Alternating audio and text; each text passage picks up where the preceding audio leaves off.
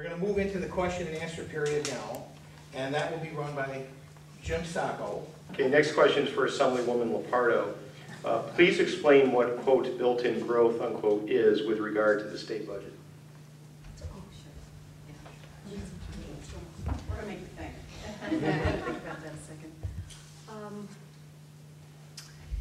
Okay, when we are preparing budgets in the past, the custom, this is not something I've supported, but this is something that when the governor came in, he was looking to see how we proceed from year to year.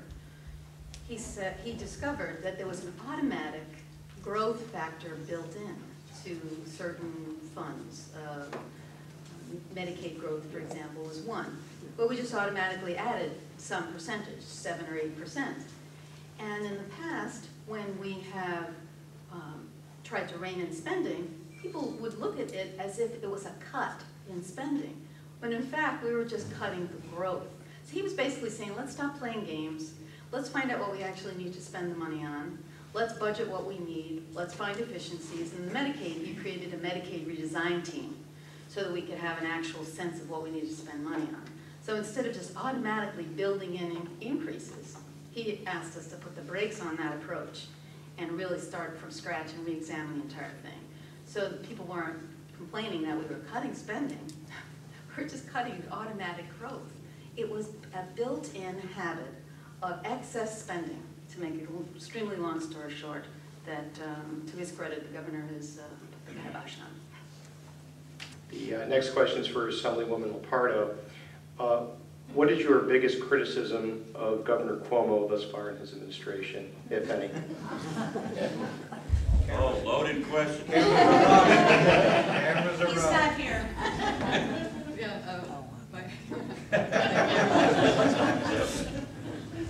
Well, it's really simple. He is very committed and very direct in what he's trying to accomplish. So he doesn't suffer fools lightly. If he wants something done, he really will go after it. And if you're on the wrong end of that, you really hear about it. I mean, he doesn't just argue with you about it. He gets on the phone with you and makes it very clear what he wants to have happen. So I think my biggest criticism is it's a style matter. I mean, I'm more of a conciliator. I like to get people around a room and try to come up with a consensus. And he pretty much is my way the highway. But to his credit, look at how much is getting done. And even though some of us have come along kicking and screaming on some of these things, I've got to give him credit in the end. But it's really it's a style matter. For the rest of it, I like how thoughtful he is on so many subjects, and the way he has been able to rally the troops. And honestly, some of the really horrific dysfunction at the state capitol, he doesn't suffer any of it. And he basically says, I really don't have time for any of this right now. We've got people who need jobs, and we've got people who need attention. And but again, it can be a little pushy. The next question is for Assemblywoman Lupardo. Can you provide us with specific plans for reducing taxes and bringing jobs to this area?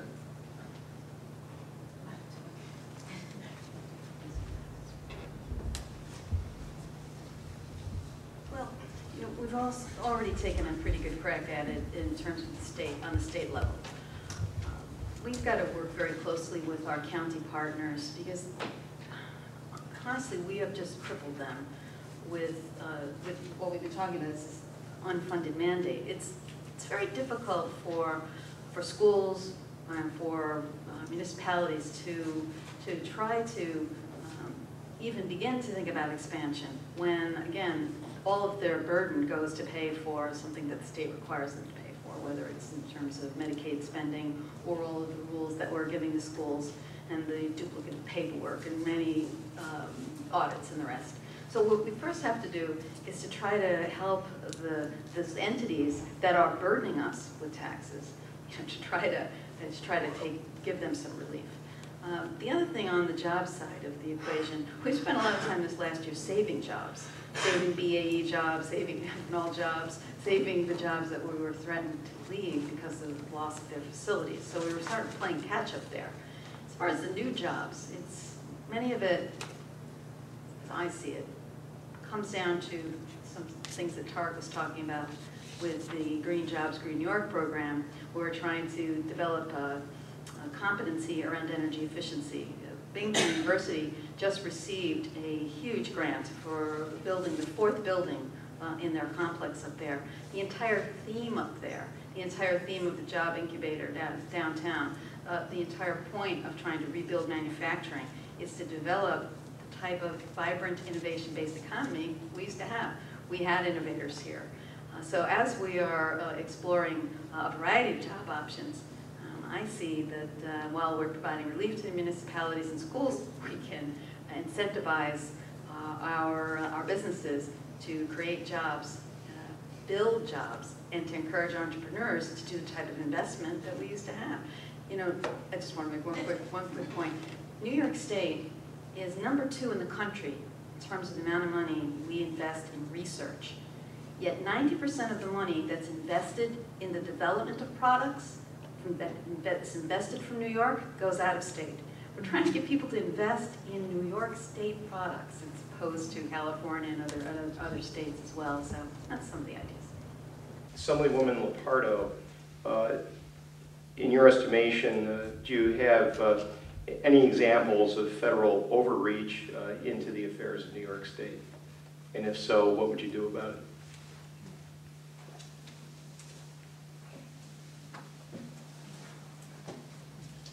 Stumped me here. Let me clarify the question. No, I think I know where you're going. I just don't have examples. I'm used to thinking in the other direction because oftentimes New York State is usually going after stricter regulations than the federal government. So we're oftentimes in the other going in the other direction. So I don't have that. Sorry. You want to try another one? Yeah. Okay. Would you? I'll just get up here. Are there any changes to the New York State gun laws as written, interpreted, or as applied that you would endorse? Any changes that I would endorse? Well, More strict, more lenient, otherwise amended. well, we spend a lot of time trying to persuade our New York City colleagues that we are in a completely different situation here upstate. They are oftentimes trying to put in place regulations and restrictions that just aren't working.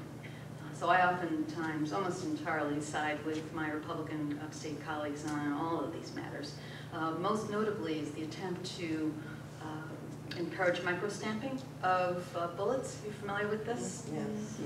It not only will that idea hurt Remington, which is a very vibrant upstate company, but the bad guys can file off that microstamp. So while it sounds good, and a lot of my colleagues from the city are very enamored with this idea, and I can appreciate the level of crime that they're dealing with in their neighborhoods, this is a bad idea, and I voted against it. So I'm spending more of my time on gun-related matters trying to fight off some of these ideas. Although I must confess, I do have some concern about assault weapons, and I know I've asked my staff earlier in the week to provide me with a full briefing in light of some of the shootings that have taken place. I know that New York State already has some regulations on that matter, but microstamping, concealed carry, I've been a supporter of most of these NRA-related issues. Next question is for Assemblywoman Lupardo that was asked of some other candidates. What do you see as the role of government in the lives of the American people?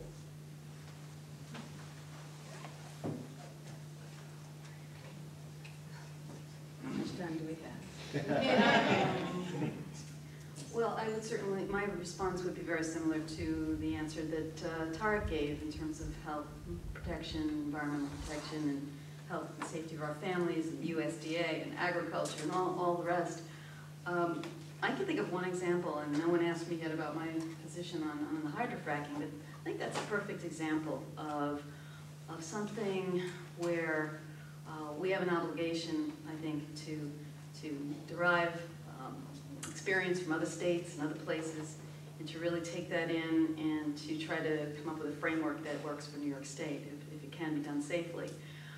So I feel pretty proud of the role of government in that one area where we haven't rushed in. We did in Pennsylvania, where we're learning by the mistakes that were made. So all in all, I feel, going back to your federal overreach, I'm afraid I had a bit of a senior moment there. We have struggled with No Child Left Behind for a very, very long time, Many children were left behind, I think, by unreasonable expectations from that program, which I think the state of New York has suffered under for quite some time. We just now got a waiver to get out from under that and create our own system. Hopefully it will be more effective for our children, so apologies for having a delayed reaction there. Yeah, I would reflect what Mr. Abdellison described on the score of federal government, but sometimes it works.